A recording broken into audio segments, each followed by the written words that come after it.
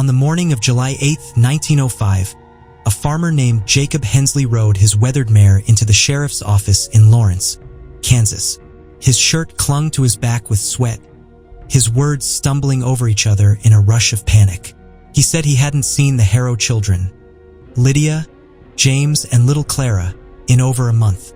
No one had, and now a smell lingered in the air, sweet yet rancid, drifting from the Harrow homestead at the edge of Harrow Hollow, a lonely stretch of land where the prairie met a line of stunted oaks. The sheriff that day, Thomas Reed, was 42 years old, a man whose hands bore the calluses of years spent working with tools, rope, and reins. His skin had been tanned and toughened by countless hours under an unforgiving sun, the deep lines etched into his face telling of long days and longer nights. Reed carried himself with a quiet demeanor that spoke less of shyness and more of a man who had learned that words, once spoken, could not be taken back. He had been in office only 4 short months, stepping into the role after his predecessor retired, a retirement brought on not by age, but by a tiredness that seemed to settle in the bones of men in law long before their hair turned white. Thomas Reed's experience in law enforcement was modest, though not without its trials. His years as a deputy had seen him deal with his share of cattle rustling, dusty disputes between ranchers that often ended with a handshake and a whiskey if handled right, or a broken jaw if handled wrong. There had been drunken brawls too, mostly on Saturday nights when the saloons spilled over with men who'd had too much to drink and too little to lose. These were the sorts of matters he understood, tangible, familiar problems that could be resolved with a firm grip on a man's collar or a quiet conversation in the back room. But nothing in his experience, neither the rough hands nor the steady voice, had prepared him for the weight of the news that reached him that morning. It came just after dawn, a knock on the door of his modest office. The messenger, a pale-faced farmhand, had spoken in a rush, words tumbling over one another, his eyes darting like a man afraid of being overheard. Reed had listened, leaning back in his chair, fingers drumming lightly against the desk. When the farmhand was done, the sheriff simply nodded, the lines in his brow deepening. There had been no hesitation in his decision. This wasn't a matter to be left to rumor or a second-hand account. By the time he stepped out into the street, the sun was already climbing high, burning away the morning cool. He saddled his horse with practiced ease, the leather creaking as he tightened the cinch. The animal, a sturdy chestnut gelding named Bramble, shifted under him, sensing the tension in its rider. From across the yard, Deputy Elias Cole approached, already fastening his own saddle. Elias was younger by nearly a decade, still carrying the lean build of a man who hadn't yet learned to pace himself in the heat. His enthusiasm was often a counterpoint to Reed's measured ways, but today, there was no banter between them. The two men set off together, the sheriff leading the way out of town. The trail to the Harrow place stretched long and unbroken, 13 miles of dry earth and scattered sagebrush. The sun bore down, unrelenting, turning the horizon into a wavering line of heat. Each hoofbeat kicked up a puff of dust that hung in the air before drifting away on the faintest of breezes. The rhythmic creak of saddle leather and the muffled thud of hooves were the only sounds, broken occasionally by the distant cry of a hawk. Thomas Reed's eyes were fixed ahead, though his thoughts wandered. He thought of the Harrow family, of the few brief times he'd spoken to them in town. He remembered Mr. Harrow as a man who kept his words to himself, and Mrs. Harrow as a quiet presence behind the counter of the general store when she came in for supplies. There were children too, 2 boys, if he recalled right, though he'd never seen them in town without their parents close by. The message he'd received had been brief, but the tone of the messenger told him enough to know that what awaited them was no small trouble. The landscape around them was vast and empty, the kind of emptiness that made a man feel small. The plains stretched out like an ocean of grass and dust, broken only by the occasional rise in the land or a lone mesquite tree standing stubborn against the wind. The sky above was a hard, unbroken blue, and the sun seemed to press down like a great, heavy hand on the back of the neck. Sweat gathered under Reed's hatband, trickling down the side of his face before disappearing into the collar of his shirt. Elias rode a little behind him, the brim of his hat pulled low, the shadow of his horse stretching long across the ground. They passed a dry creek bed halfway through the journey, the cracked earth at its bottom telling of months without rain. A few crows perched along the edge, their dark eyes tracking the riders with lazy interest. Reed's mind remained steady, his thoughts circling back to the task ahead. He had learned, over the years, that it was better not to imagine too much before seeing a thing for himself. Still, he felt a knot in his stomach that the steady rhythm of the ride could not loosen. By the time the Harrow place came into view, the sun had reached its peak, hanging overhead like a molten coin. The heat was thick and unyielding, the air shimmering above the dirt. The house stood solitary against the vastness, a low, weathered structure with its porch sagging just slightly in the middle. Beyond it stretched the fields, brown and brittle, bordered by a fence that had seen better days. No movement stirred in the yard. The only sound was the faint buzz of insects in the stillness. Reed slowed his horse, lifting a hand to signal Elias to do the same. The weight that had been building in him all morning seemed to settle fully now, heavy and undeniable. This was not the kind of trouble that would end with a handshake or a night in the cell. Whatever waited for them here was the sort of thing that left a mark, not just on the land, but on the men who came to witness it. He guided Bramble toward the front of the house, the creak of the porch boards faintly audible even from a distance.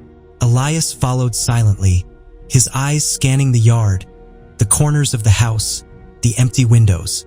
The sheriff straightened in his saddle, squaring his shoulders as they reached the gate. In moments like these, he knew there was no room for uncertainty. Still, the air seemed to grow heavier as they drew closer, the silence pressing in until it felt like a living thing. Reed swung down from the saddle, his boots hitting the ground with a soft thud. He adjusted his hat against the glare of the sun, his gaze fixed on the closed front door. Somewhere inside, the answer to the morning's summons waited, an answer he would have to face, no matter how unwelcome it proved to be. The Harrow house loomed at the hill's crest, a two-story frame structure weathered gray, its shutters closed tight, the yard barren of the children's usual scatter of hoops and sticks. No movement stirred the silence. Sheriff Reed knocked once, his knuckles sharp against the wood. No answer. He called out, nothing but the hum of cicadas. Just as he stepped back, the door groaned open. Margaret Harrow stood there, a figure in a long black dress buttoned to the throat despite the heat. Her dark hair was pulled into a severe bun, her face pale and unreadable. Neither fear nor sorrow, just a blankness that unsettled him. "Mrs. Harrow," he said, voice measured. "Folks are concerned. The children haven't been seen." Her eyes drifted past him, as if tracking something unseen, before she gave a small nod, like a rehearsed gesture.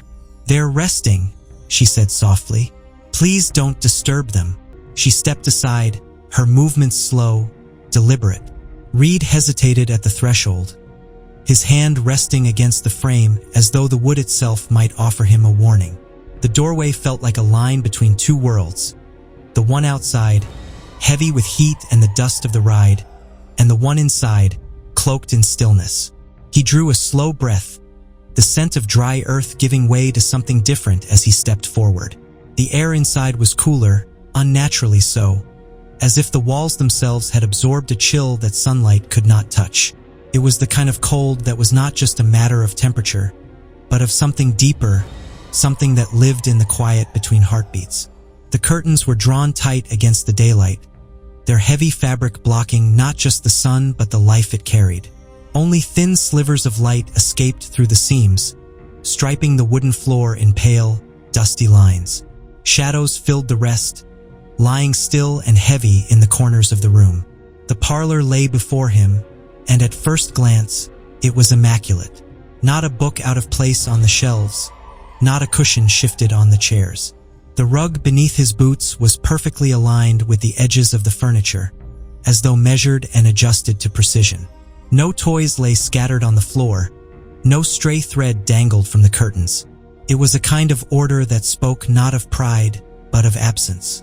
On the dining table sat 3 plates, perfectly clean, their porcelain gleaming even in the dim light. No crumbs, no residue, not a trace of a meal recently shared. just the sterile gleam of dishes that had been scrubbed and set down with deliberate care. They were untouched in a way that unsettled him. A table prepared but never used, or perhaps used and then erased entirely. Deputy Cole moved past him, his boots whispering against the rug as he made his way toward the kitchen. Reed's gaze lingered on the table, on the way the chairs were pushed in just so, before he followed the sound of Cole's steps. The kitchen smelled faintly of something chemical, though faint enough that it could be dismissed as imagination. The counter was bare, no signs of food or cooking. Then Cole stopped abruptly, his body stilling as if struck by something invisible. His eyes were fixed on the windowsill above the sink. Reed followed his gaze. There, arranged in a neat and deliberate line, stood a row of glass vials. They caught the muted light filtering through the drawn curtains, the glass gleaming faintly like the eyes of something watching. Each was labeled in precise handwriting. Two bore the word laudanum, their labels stark against the glass. Another carried a faded script for paregoric, the ink worn as though it had been handled often. All of them were empty. The sight settled into Reed's mind with a weight that was more than just suspicion. He had seen laudanum before, had even confiscated it from drifters or desperate men in town. But to see these bottles here, in this number, in this state, it was a different matter entirely. The emptiness of them seemed to echo the silence of the house. He turned then, and for the first time noticed Margaret. She stood in the center of the parlor now, though he hadn't seen her move from wherever she had been before. She seemed almost part of the stillness, her figure framed by the shadows, her hands clasped loosely in front of her. Her gaze was fixed on the staircase, her eyes not sharp with fear or sorrow, but soft, distant. Reed stepped closer, his boots creaking against the floorboards. "Margaret," he began, his voice low, careful, as though speaking too loudly might shatter whatever fragile thing held the air together. She did not look at him. Her lips moved slowly, the words spilling out in a tone that was almost serene, as if she were delivering news that brought her some measure of comfort. "They're at peace now," she murmured. The words hung in the air, suspended between them. Reed felt the back of his neck prickle. "They've stopped asking," she finished, her voice fading until the last word seemed swallowed by the quiet. The room seemed to draw tighter around them. Reed could hear the faint ticking of a clock somewhere deeper in the house, each second deliberate and slow. He did not yet know the shape of what had happened here, but he could feel its shadow pressing in from all sides. In that moment, Reed's gut twisted. He didn't need to climb the stairs yet, though he would. Every instinct told him this was no missing persons case, no accident. This was something deliberate, born from a silence too deep to bear. To understand what unfolded in Harrow Hollow, we must step back a decade, to the spring of 1895, when Margaret Bennett married Daniel Harrow. She was 25, educated at a local normal school, having taught for 3 years in Leavenworth before leaving to start a family. Daniel, 33, was a reserved railroad surveyor who'd inherited his family's modest farmstead after his parents' passing. They settled into the Hollow, a patch of land with a small orchard, a well, and the gray house that would become Margaret's prison. Their first child, Lydia, arrived in the fall of 1896, followed by James in 1898, and Clara, the youngest, in the spring of 1901. To the outside world, they were a model family, hardworking, devout, the kind praised from the pulpit. Daniel was a man of order, not just the kind that came from habit, but a deliberate, thoughtful order that seeped into every corner of his life. His handwriting in the ledgers was neat and unhurried, each number and letter set down with the same care he gave to the planting of seeds. There were separate columns for every crop, each page headed with the date, the weather, and the number of hands he'd had working that day. Another ledger kept track of chores, fences mended, tools sharpened, repairs made to the barn roof before the rains came. And then there was the one for the children, recording every sniffle, fever, or restless night, along with the remedy he or Margaret had tried. To outsiders, it might have seemed excessive, but to Daniel it was simply the way things were done. No tales of temper followed him in the town's conversations. There were no whispered accounts of nights gone wrong at the saloon, no murmurs of debts unpaid or favors called in. He was steady, reliable as the changing seasons. The neighbors knew they could borrow a tool from him and have it returned in better shape than they'd received it. His word, once given, was kept. And while such steadiness might have made him fade into the background in a more bustling place, here it gave him a quiet kind of respect. But there were other silences in the household, ones that did not come from Daniel's steady nature. Margaret, his wife, had no close kin nearby. Her parents, still living in St. Louis, wrote only on holidays or when there was news that could not be contained. The letters were formal, polite, and increasingly infrequent as the years passed. She read them at the kitchen table with a faint, almost unreadable expression, then folded them neatly and tucked them into the drawer with the table linens. By the turn of the century, her world had grown small, though it had not always been so. The once frequent visits to friends in neighboring towns had slowed, then stopped altogether. Now her days were measured in the rhythm of household tasks. The kneading of bread dough, the darning of socks, the tending to the children's small injuries and larger questions. Her social circle had narrowed to nods exchanged at the church pew and brief greetings at the store counter. Conversations rarely strayed beyond weather and prices. It was a kind of quiet that seemed to settle into the bones. Then, in the summer of 1902, the order of their lives broke. Daniel had taken work on a survey near Topeka, a job that required him to be gone for several weeks. The weather that summer was unrelenting, the heat pressing down like a weight, the dust rising in pale clouds with every step. Word came back that Daniel had fallen ill. At first, it was thought to be no more than exhaustion or bad water. But the truth was harsher. Typhoid, swift and merciless in its course. The news traveled faster than the trains, borne on the lips of travelers and in the shaky handwriting of telegrams. For 8 days he lingered, the fever burning through him, the doctors doing what they could but knowing too well how such cases often ended. Margaret waited, tending to the children while her mind turned over every memory of him. His careful way of tying a knot, the sound of his boots on the porch, the rare smile that softened the stern line of his jaw. When the end came, it was not in the room where she sat but hundreds of miles away. His body was returned by rail, the casket arriving with a porter's quiet deference. Margaret stood on the platform as it was unloaded, her face composed, her eyes dry. To some, it might have seemed cold, but those who knew her understood it as something else entirely. Grief folded inward, held tight where no one could reach it. She met the casket alone. There were no weeping relatives to cling to, no brothers to take her elbow or mother to steady her hand.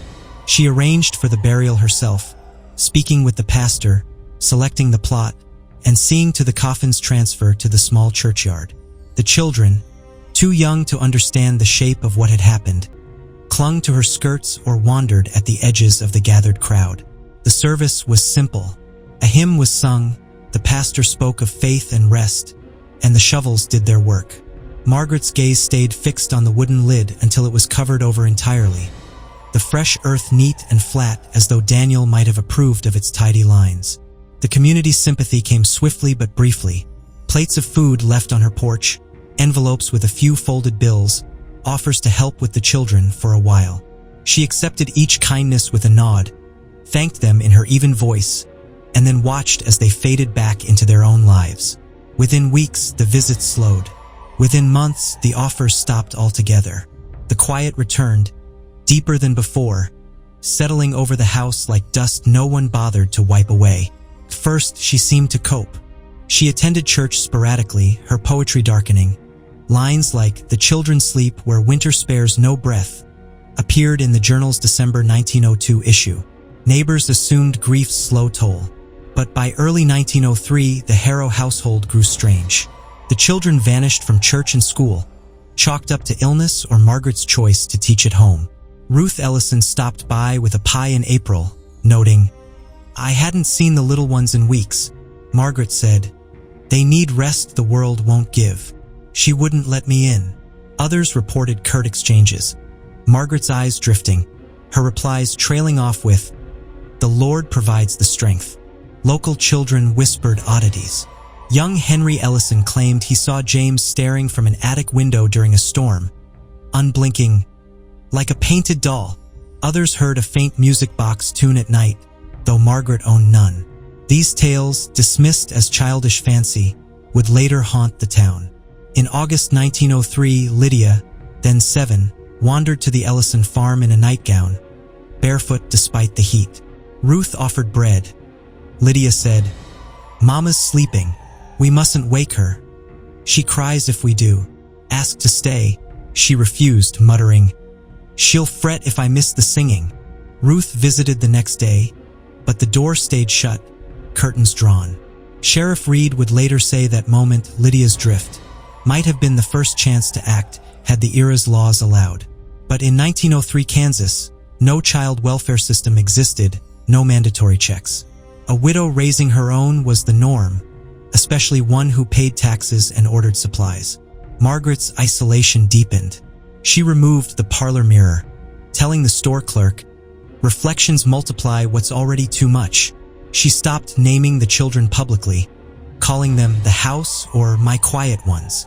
By late 1903, the garden withered, the laundry line stood empty, and only the occasional curtain shift hinted at life. The unraveling quickened in the middle of 1904. It was not marked by any single dramatic event, but by small changes, each so subtle at first that they could almost be dismissed. Almost. The mail, for one, began to pile up. At first, it was only a day or two late in being collected. Perhaps Margaret had been busy or simply forgot. But by late June, the envelopes sat untouched in the small wooden box by the gate, their corners curling from sun and dew. A few bore the handwriting of the postmaster himself, notes to remind her of their waiting presence. Others were circulars from the store in Buckner Ridge or letters from further afield. None were taken. The gate itself, once left open during the day for neighbors or deliveries, now stayed latched at all hours. The iron latch had rusted to a stiff bite, making it clear it hadn't been worked in weeks. A thin layer of dust and pollen settled over the wood, softening its color. And then there was the silence. The children's voices, once an occasional thread of laughter drifting across the fields, were gone. In Buckner Ridge, a cough could be heard from 3 fields away if the wind was right. Here there was nothing. No shrieks of play, no clumsy running steps, no sudden bursts of song. The yard, where they had once chased each other between the chicken coop and the well, seemed deserted. The absence stirred unease. People noticed, even if they did not speak of it openly at first. This was a small place, and small places carry their news in glances as much as in words. Hattie Monroe was the first to speak aloud what others had begun to feel. Hattie had a keen sense for trouble, at least that's how she described it. She said it was like the way birds could feel a storm before the clouds gathered. One morning, just after sunrise, she happened to pass by the Harrow place. The air was cool, the mist still lying low over the grass.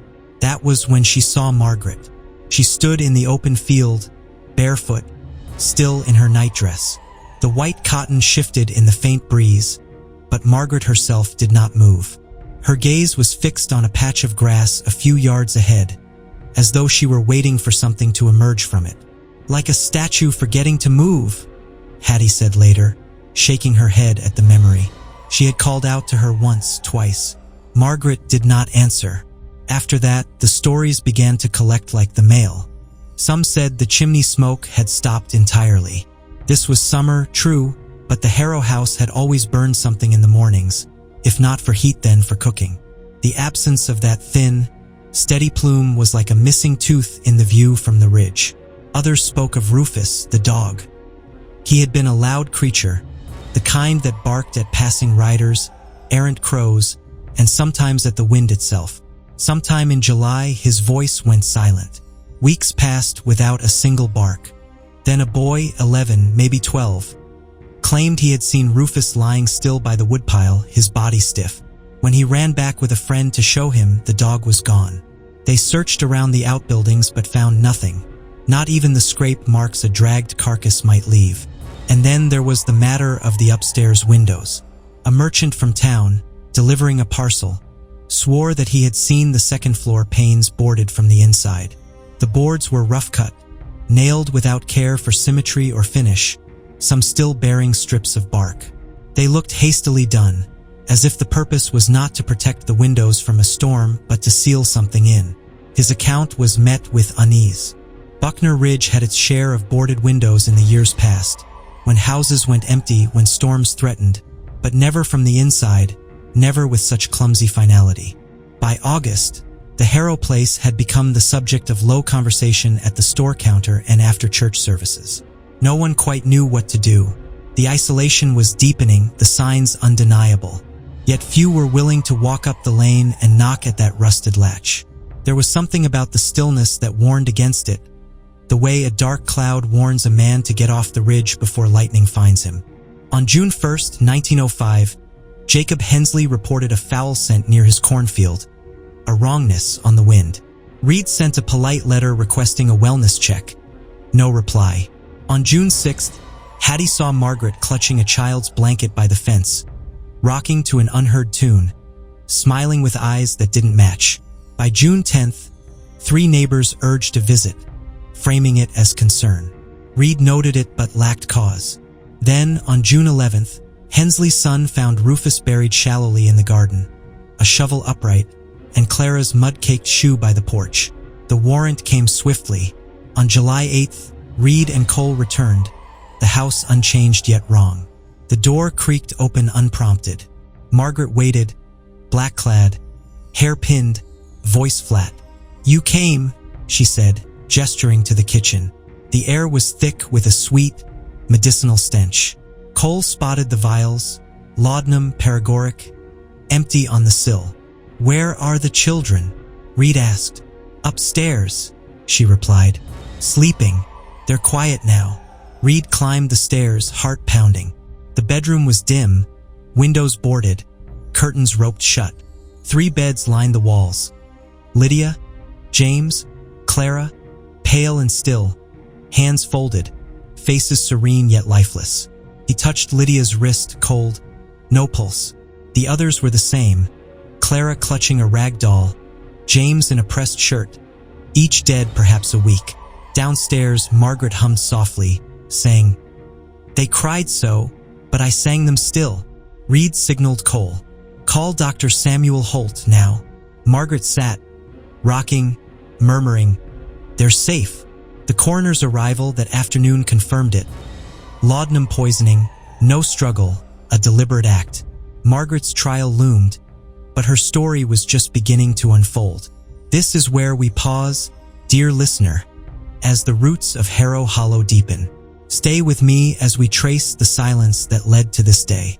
Dr. Samuel Holt, the county physician, arrived at the Harrow homestead that humid July afternoon in 1905, his boots crunching the dry earth as he stepped from his wagon. With him were Coroner Amos Grayson and 2 assistants, their faces grim under wide-brimmed hats. The house stood silent, a gray sentinel against the endless prairie, its boarded windows and drawn curtains a stark contrast to the blazing sun. Sheriff Thomas Reed met them at the porch, his jaw tight, eyes shadowed from what he'd seen upstairs. "It's bad," he said simply. "She's waiting inside." Margaret Harrow sat in the kitchen, her posture unervingly composed.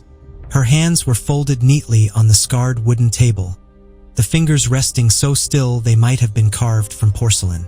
The black dress she wore spread outward over the chair in soft, heavy folds, pooling on the floor like a spill of ink. Its fabric caught none of the light from the single oil lamp in the room, swallowing it instead. The dress smelled faintly of camphor, as if it had been stored away for a long time and brought out only for morning. The air in the kitchen was thick, almost oppressive, carrying with it a cloying scent that clung to the back of the throat, laudanum, unmistakable in its sweet, medicinal heaviness. Beneath it lingered another odor, subtler but harder to ignore. The faint, stale sweetness that comes when life has left a room and time has begun its slow work. It was not strong enough to overwhelm, but enough to make the stomach tighten with a quiet dread. Dr. Holt paused at the doorway before stepping inside. He had been a physician for nearly 20 years, had seen his share of illness, accident, and grief. But something about the way Margaret sat, silent, unmoving, made his chest tighten. The room itself seemed to lean inward, as though holding its breath. He advanced slowly, his boots making the faintest sound against the worn plank floor. Her eyes followed him for a moment, then drifted elsewhere, not tracking his movements so much as glancing through it, as if he were a figure in the background of some other, more important picture. "Mrs. Harrow," he said, his voice low, careful, as though speaking too loudly might break something fragile in the air. She did not respond at first. He could hear the ticking of the small clock on the shelf above the stove, each second stretching between them. Her breathing was steady, almost unnaturally so. There was no trembling in her hands, no restless shifting in her seat. Dr. Holt came closer, circling the table with the quiet deliberation of a man approaching an unbroken horse. He took in every detail he could: the empty teacup by her elbow, the edge of a folded cloth on the counter, the way the curtains were drawn tight against the daylight. "We need to know what happened to your children," he said at last, the words heavier than he intended. He had meant them as an inquiry, but they came out sounding like an accusation. Margaret looked up slowly, her dark eyes finding his face without quite settling on it.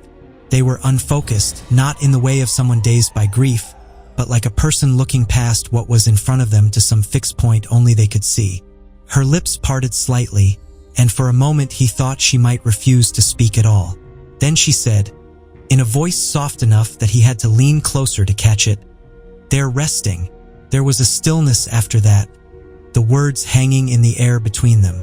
Dr. Holt waited, resisting the urge to fill the silence with another question.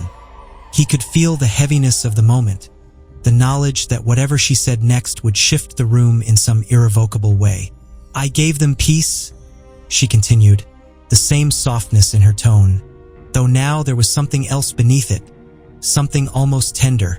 Dr. Holt felt a prickle rise along the back of his neck. He had heard confessions before, in sickbeds and deathbeds, when people unburdened themselves of secrets. But this was different. There was no desperation in her voice, no sense of pleading for understanding or forgiveness. Her gaze dropped briefly to the table, to her own folded hands. "The world wouldn't," she said finally. The words were simple, but they carried the weight of something deeply settled in her mind, something decided long before he arrived. Her tone was almost the tone of a mother speaking of a bedtime story, soft, warm, touched with a kind of finality that was meant to comfort rather than alarm. It was the way a parent might speak of tucking a child in for the night, of ensuring the blankets were pulled up, the door left ajar. Holt's stomach tightened. In the pit of his mind, he already knew what he might find in the other rooms of the house. The laudanum scent was no accident. Its heaviness spoke of recent use, of more than just one dose. He pictured the vials, perhaps left in plain sight somewhere, glass catching the dim light. Still, he held her gaze as best he could. "Margaret," he said carefully, "I need you to tell me exactly what you mean." But she only tilted her head slightly, as if the request puzzled her. Then her eyes slid away, back toward the far corner of the kitchen, where the shadows pooled deepest. Her breathing remained calm, steady, untouched by the weight pressing on him.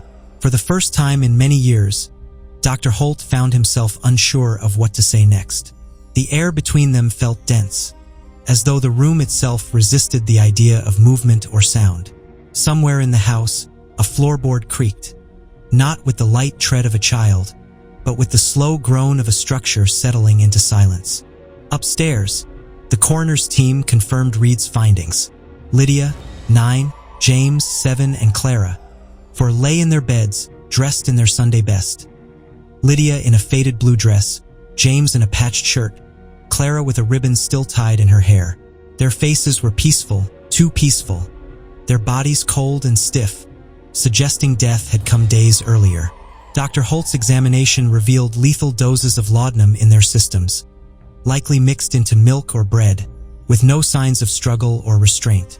"This was no accident," he muttered, scribbling notes. "It was planned, meticulous." Downstairs, Margaret continued her quiet narrative. "They cried for him, Daniel, every night after he was gone. I tried to sing, to soothe, but the silence grew louder. I had to end it." Deputy Elias Cole, standing by the window, pointed to the vials. "She's been ordering this for months," he said. A search of the house uncovered receipts.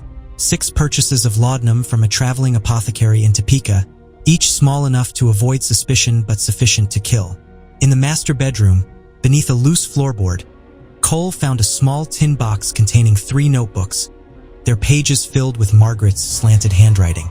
The first entry, dated March 15, 1904, read, "The wind carries their voices, asking for a father I can't bring back.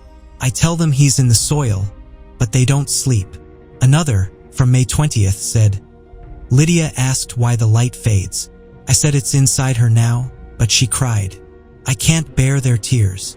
The final note, June 6th, was stark. "Tonight we rest. No more winters, no more hunger. I'll see them through." These weren't letters or journals, but fragments of a mind unraveling, as Reed later described. Pages torn from a storm. The investigation began in earnest on July 9, 1905. Reed called in support from Douglas County, tasking Dr. Holt with leading the medical review. The house was sealed, and Margaret was taken to the county infirmary for observation. Not yet arrested, but held for evaluation. The absence of violence or trauma pointed solely to laudanum poisoning, a legal remedy in 1905 used for pain, coughs, and nervous complaints. Margaret's orders, traced through postal records, showed a pattern: small, regular purchases escalating in frequency after Daniel's death. The press descended by July 12th. The Lawrence Herald ran headlines like "Widow's Dark Mercy Shocks Kansas Plains" and "Harrow Horror, a Mother's Silent Sin." Coverage split between sensationalism and sympathy, with some calling her a murderer, others a broken soul. Margaret's lack of remorse fueled the debate. In an interview with Reed, she said, "I saved them from a world that takes slowly, cold, shame, hunger. I made it quick." Her tone was flat, conviction unwavering, leaving Reed shaken. "She wasn't mad like a wild thing," he told a reporter. "She was certain, like she'd solved a problem. To grasp Margaret's descent, we must return to her life before the silence." Born in 1870 in St. Louis, Margaret Bennett was the eldest of 2.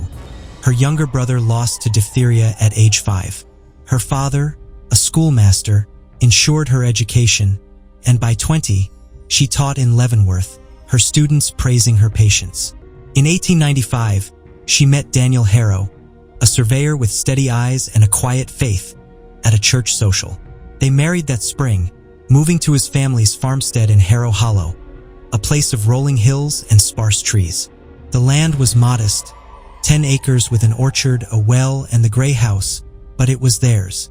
Lydia came in 1896, James in 1898, and Clara in 1901. Each birth met with community congratulations. Margaret thrived, baking for church, teaching her children early, and writing poetry. Lines like, "The prairie holds our dreams in quiet hands," published in 1899. Neighbors admired her poise, especially after Daniel's surveys took him away for weeks. Ruth Ellison wrote, "She'd smile through storms, saying, 'We've known harder days.'" Daniel was a man of method. His life measured not just in seasons and harvests, but in careful marks upon paper. In the evenings, by lamplight, he would sit at the kitchen table with a leather-bound book, its spine creased from years of use. In it, he recorded the yields of each field, the rows of corn and wheat tallied with precise numbers, the dates of planting and harvest noted in neat script. Another section was reserved for livestock counts, breeding schedules, and the occasional expense for feed or repairs. And still another, smaller section tracked the health of his children with the same quiet diligence. Clara's lingering cough in January, Samuel's bruised arm from a fall, Mary's teething fevers. Each entry was exact, each page a reflection of a man who believed life should be accounted for and kept in order. No whispers of temper followed him into the store or across the church pews. There were no tales of drink, no debts unsettled, no quarrels that lingered beyond the moment. He was known simply as a steady presence, someone whose word could be trusted, whose fences were mended before they sagged, whose tools were sharpened before they dulled. In a world where many men carried restlessness like a fever, Daniel's constancy was his quiet strength. Yet even under such steady hands, isolation crept in. Margaret, his wife, felt it first in the long stretches between letters from her family. Her parents, who had once traveled from St. Louis to visit after Clara's birth, had not returned. That single visit had been warm but brief, and after they departed, the correspondence between them began to thin. At first, there were excuses, the demands of travel, the press of work. But as the years passed, the letters became fewer, the handwriting more hurried. Eventually, they ceased altogether, leaving only silence in their place. By 1901, Margaret's world had narrowed to the hollow they called home. The ridge beyond the farm marked the edge of her daily view, the rolling fields beyond visited only in thought. Her ties to the outside world became little more than handshakes after Sunday service and brief exchanges with the storekeeper in town. Small gestures that carried the weight of her only social connection. The days folded into one another, their rhythm unbroken except by the turn of the seasons. Then, in the summer of 1902, the rhythm faltered. In early July, Daniel took a job assisting with a land survey west of Topeka. It was not unusual for him to work beyond the bounds of the farm when opportunity arose, and the pay was worth the days he would be gone. He left before dawn, his tools packed carefully, promising to send word when the work was done. For the first week, nothing seemed amiss. But then word came back, not from Daniel himself, but from another surveyor returning to town, that he had taken ill. At first, Margaret thought it must be some passing ailment, the result of heat or bad water. But as the days passed, the truth emerged. It was typhoid, swift, relentless, and unforgiving. The fever burned through him, stripping away his strength with each passing day. The doctors there did what they could, but in 1902, such an illness was as good as a sentence. Margaret learned of his decline through telegrams, each on. When the final telegram came, it was from a stranger, informing her that the body would be sent home by train. The arrangements were already made. The day the train arrived was overcast, the air heavy with the promise of rain. Margaret stood on the small wooden platform, the children left in the care of a neighbor. Her dress was black, though hastily hemmed from another gown, and her hair was drawn back so tightly it pulled at her temples. She stood without fidgeting, her eyes fixed on the track as the distant whistle echoed across the hills. When the train finally pulled in, it did not linger. The conductor and a porter moved with quiet efficiency, unloading the plain wooden casket as though it were any other cargo. They set it down with a certain carefulness, then stepped back. No words were exchanged beyond the necessary. Margaret gave a small nod, the kind one might give upon receiving a parcel long overdue. There were no tears, not then, not later. She signed the receipt, watched as the men lifted the casket into the wagon she had brought, and climbed up onto the seat herself. The ride back to the farm was slow, the wheels grinding over the ruts in the road. She kept her eyes forward, her hands steady on the reins. The burial took place the next morning under a lone oak on the far side of the property. There was no procession, no gathering of friends beyond the pastor and the neighbor who had brought the children. The pastor read from the Psalms, his voice carrying in the stillness. The children stood close together, their eyes fixed on the mound of earth.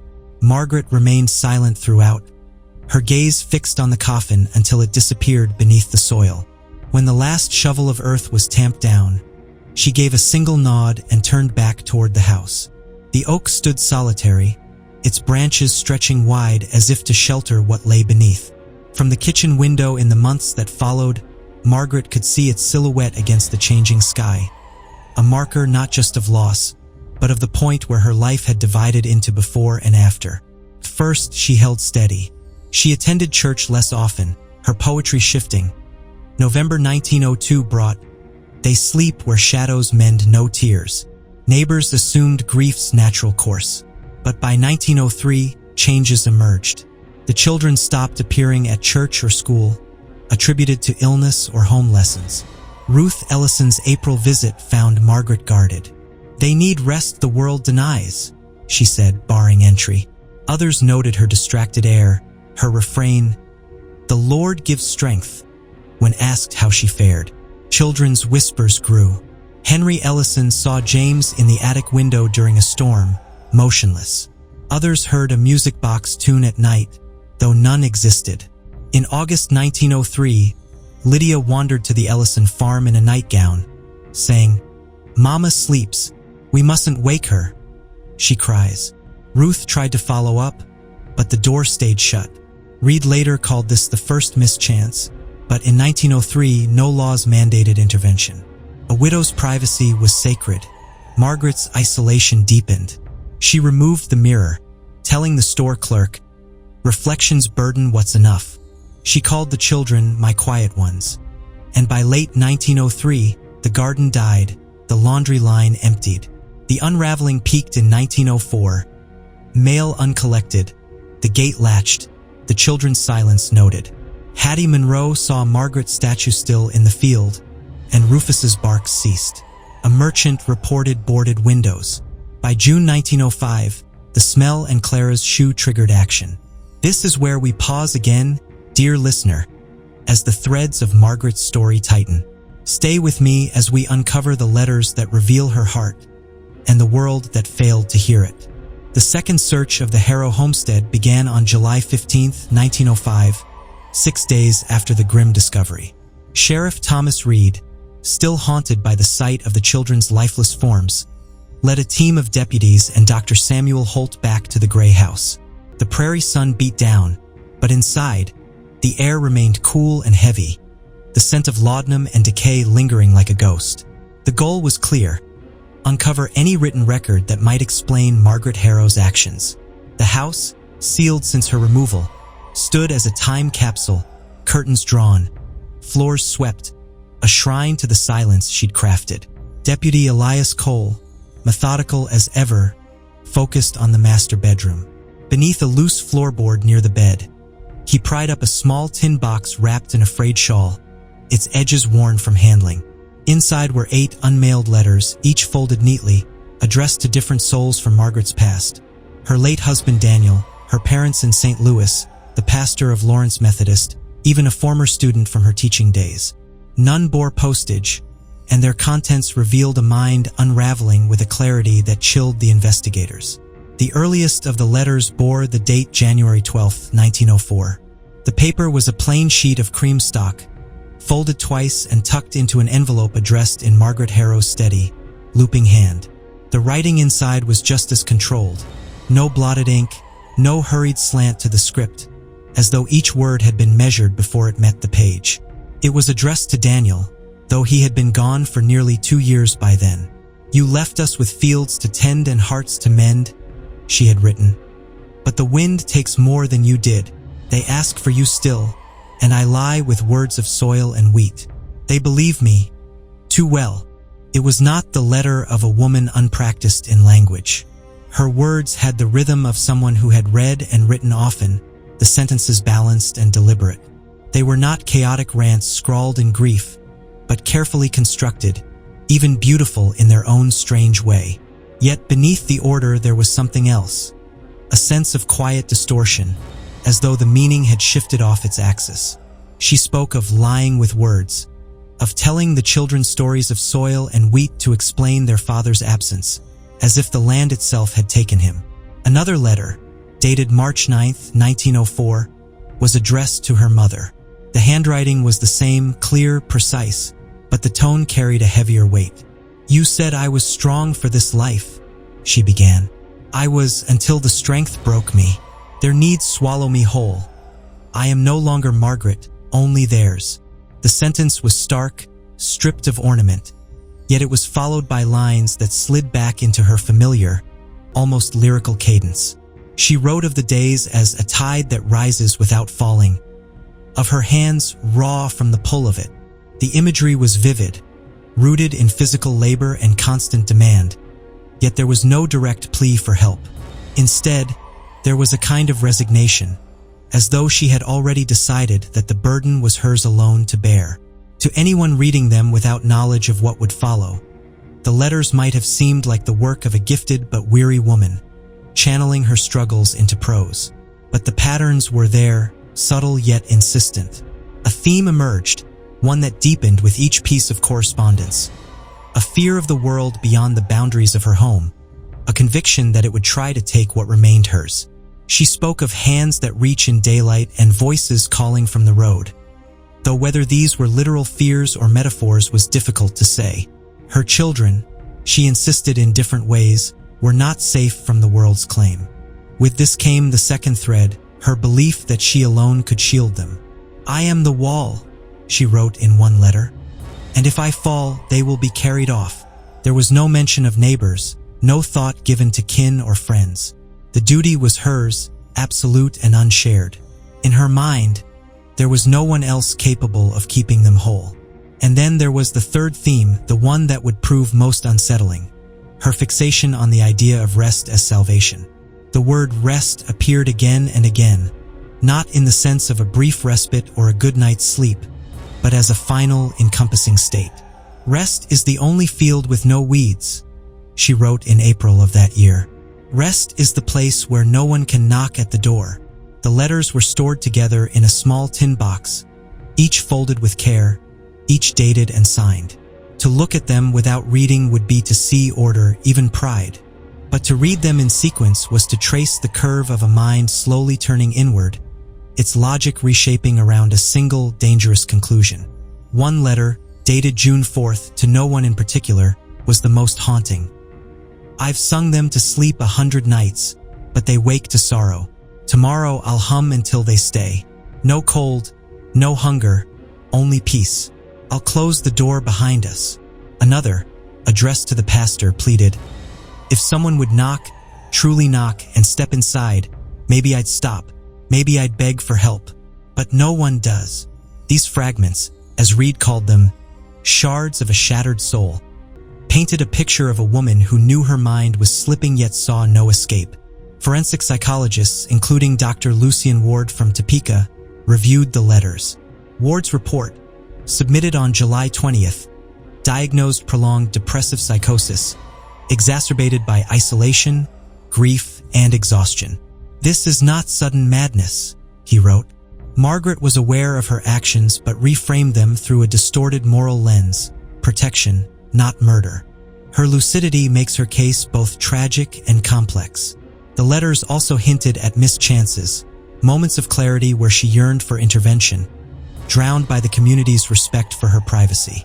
The legal proceedings began on July 25, 1905, at the Douglas County Courthouse in Lawrence. The question was stark.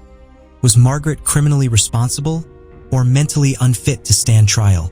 Missouri law, like Kansas's, offered little guidance on mental illness cases, especially in rural counties where punishment often trumped evaluation.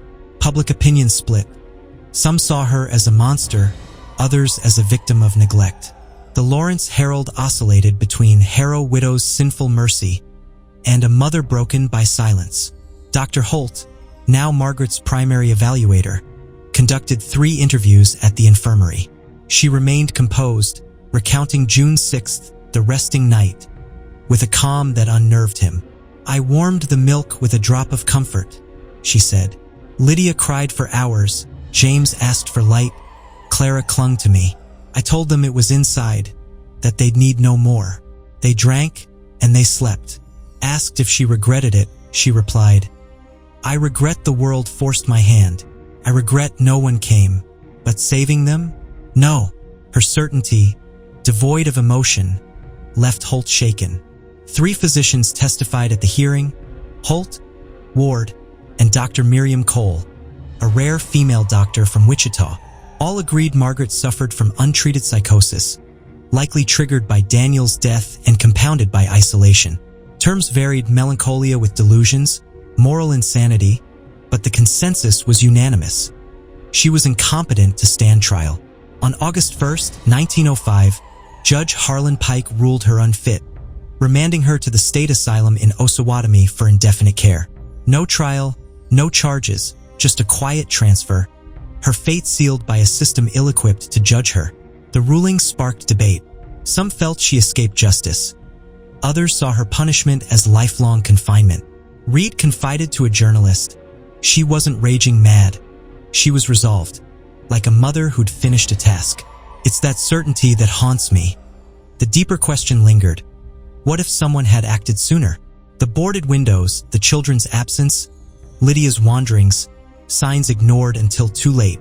In the weeks after, neighbors offered quiet reflections. Ruth Ellison admitted, "I saw the curtains drawn for months. I should have knocked, but Margaret was private, strong. I didn't want to offend." Pastor Amos Grant, who'd written her once after church absences, said, "We gave her space, assuming she'd ask for help. We gave too much." Sarah Lyman, a teacher who visited in 1903 to re-enroll the children, recalled Margaret's distant gaze and James's unblinking stare. She said they were better off learning at home. "I saw it wasn't right, but there was no one to call." The truth was brutal. The community had noticed but hesitated. In 1905 Kansas, family matters were sacrosanct. Privacy shielded Margaret's decline, mistaken for resilience. Deputy Cole later reflected, "We all thought someone else would step in, or we were overreacting. It was paralysis, not denial." Flowers appeared at the Harrow gate, and a woman left 3 small shoes by the fence. No explanation needed. Margaret's transfer to Osawatomie marked the case's legal end, but not its echo. The homestead stood empty, weeds overtaking the garden, shingles loosening. Probate officer Henry Tate cataloged her belongings: 3 iron beds, a desk with unfinished poems, a Bible with birth dates and the line, "May they face winter bravely," underlined thrice, likely her final mark. The children were buried on August 10th in Cedar Plains Cemetery. Simple stones reading only Lydia, James, Clara. A dozen attended. No hymns, no words, just silence. As Ruth Ellison noted, "The loudest I've known." This is where we pause again, dear listener, as the weight of Harrow Hollow's tale grows.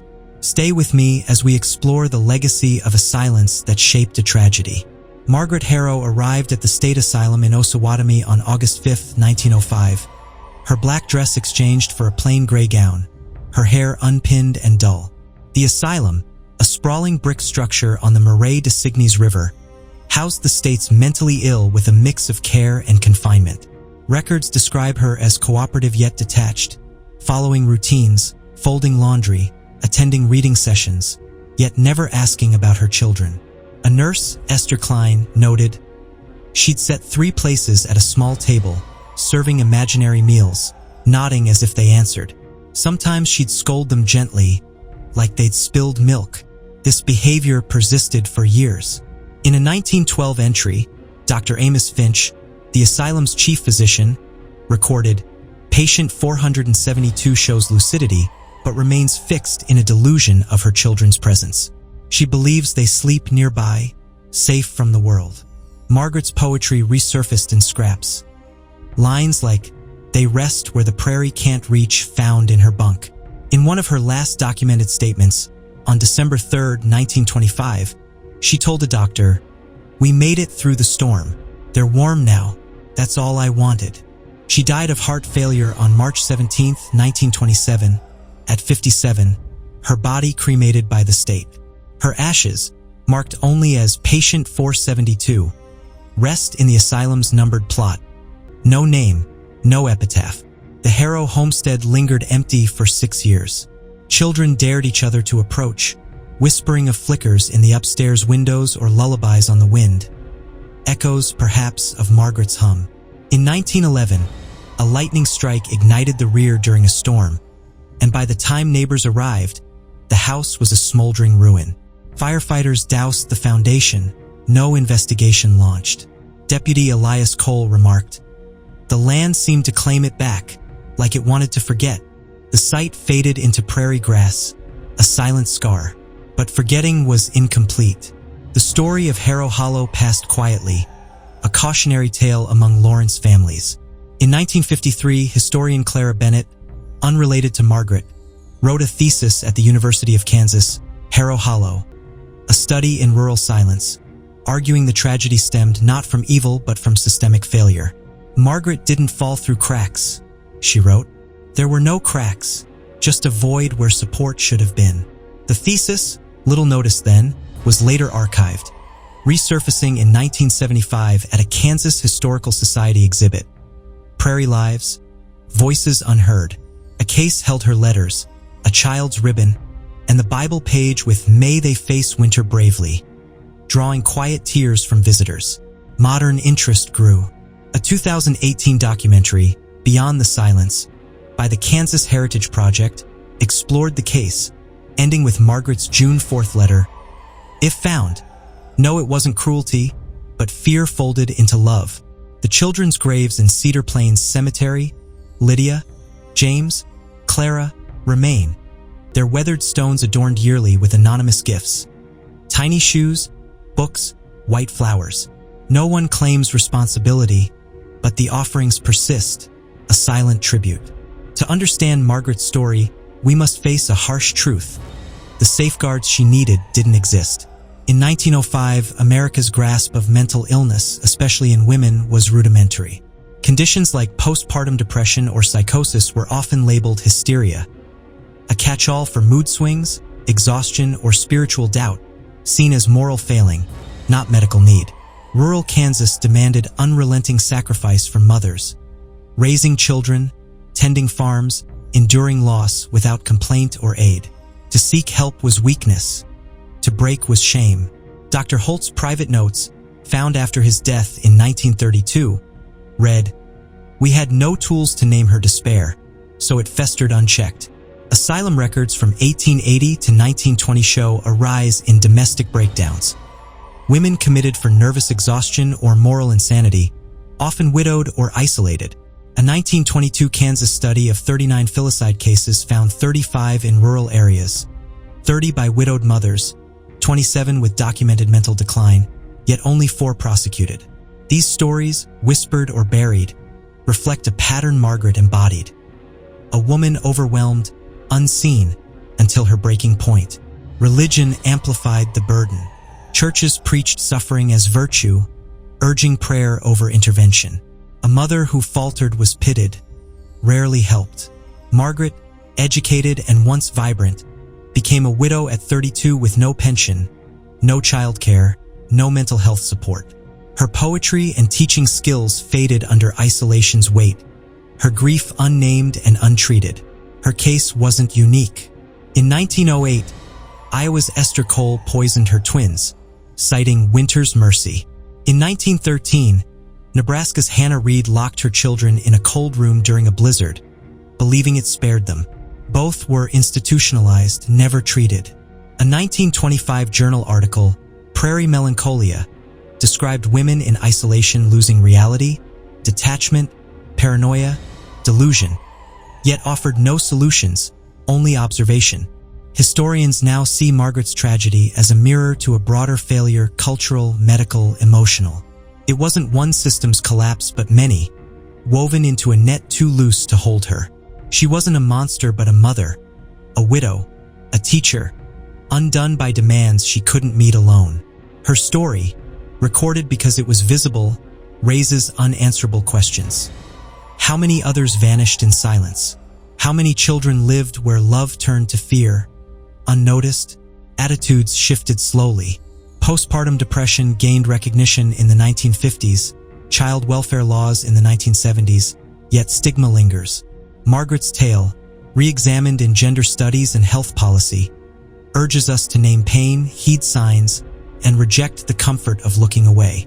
Her legacy isn't just loss but a call to see the quiet, the tired, the unasked. This story resists neat closure. No verdict, no redemption, only stillness. For graves, one lost mother, and a silence that outlasted them. We seek answers, diagnoses, judgments, reforms, but the whole truth eludes us. It's a culmination of failures, a reminder that prevention begins with listening. Carry this forward, dear listener, and see the reflections still unfolding. Until next time, thank you for dwelling in these beneath the floorboards.